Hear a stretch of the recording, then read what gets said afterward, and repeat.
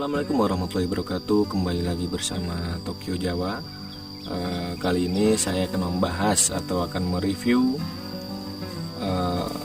jam outdoor, salah satu jam outdoor, yaitu jam outdoor merek Suunto. Nah, kebetulan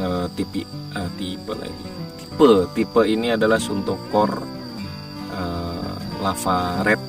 Jadi Suunto Core ada beberapa tipe jamnya juga. Jadi ada Lava Red, terus ada Lime Blue, ada Military All Black, ada Regular All Black, dan lain sebagainya. Nah, ini saya akan mereview atau ngobrol-ngobrol ngebahas tentang Suunto Core tapi yang Lava Red. Nah, ini dari bentuknya dulu. Sebelumnya nih jam ini udah pemakaian saya juga, pemakaian pribadi, dan sudah udah bener-bener baret-baret karena pemakaian.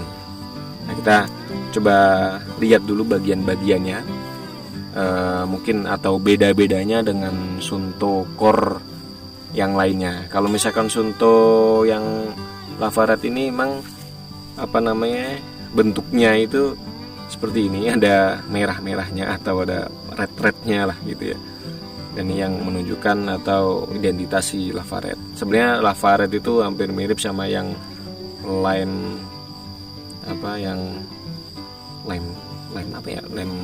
green lime kalau nggak salah. Cuma beda warna-warnanya aja.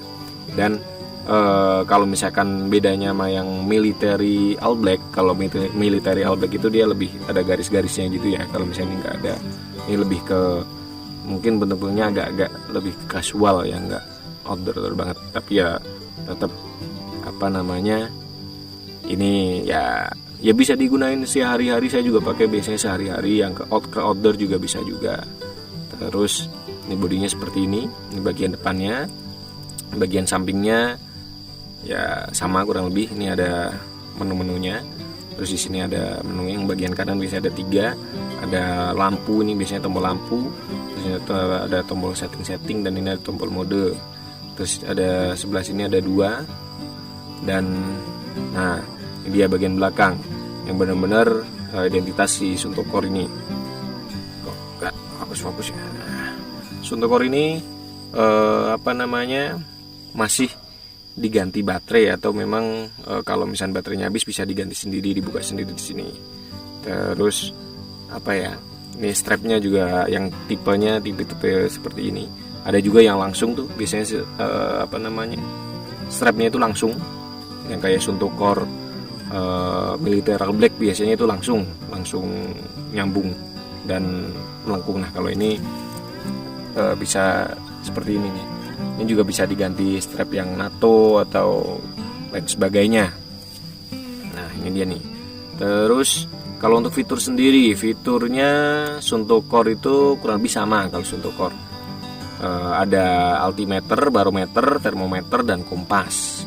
Terus kalau misalkan bedanya sama Suunto Ambit, ya Suunto Ambit udah ada GPS. Kalau ini belum ada, GPS-nya. Jadi ya sebenarnya sih masih sangat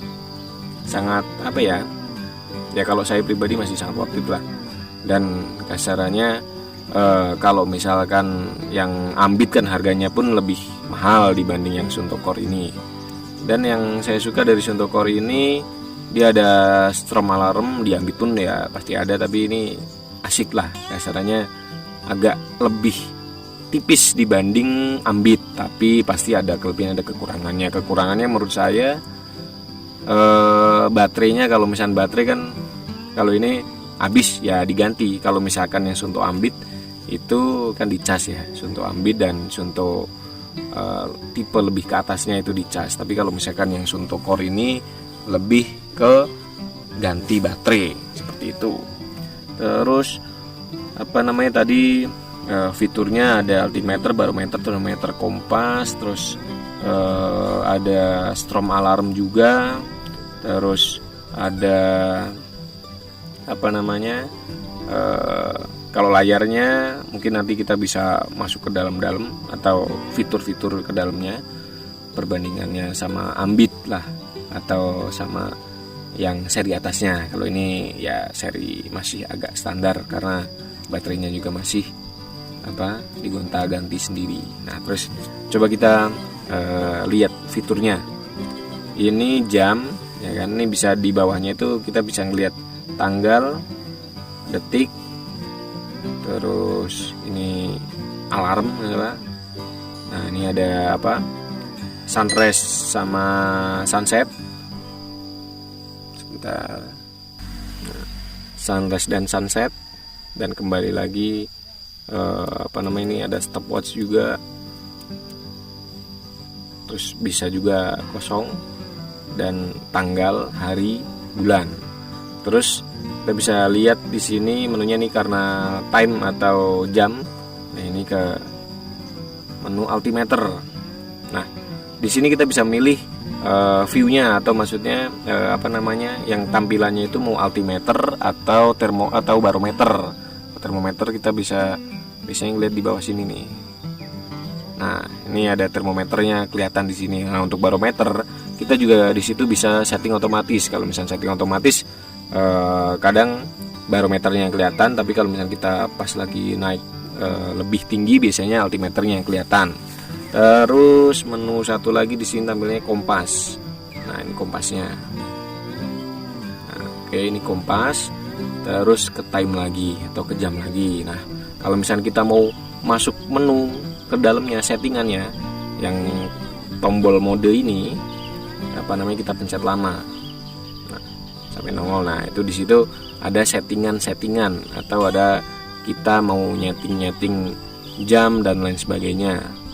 Ini tombol atas bawah, atau tombol tombol pilihan-pilihan atas ke bawah. Dan ini sebelah sini nih, ini tombol back atau kembali. Nah, kita coba masuk lagi. Ini tombol back dan ini tombol close. Kalau close berarti kembali lagi ke layar utama atau ke layar time, ke layar jam lah kasarnya. Nah, terus di sini kita juga bisa milih-milih nih setting setting tanggal, waktu, ya. Nah, terus di sini ada setting sunrise atau sunsetnya. Terus di sini ada setting alti sama baronya. Kita milih misalnya, nah nih prefernya lebih kemana. Kalau saya lebih milih ke altimeter gitu loh. Ini ada sea level juga tuh, nih settingnya ya. Ini backnya di sebelah sini.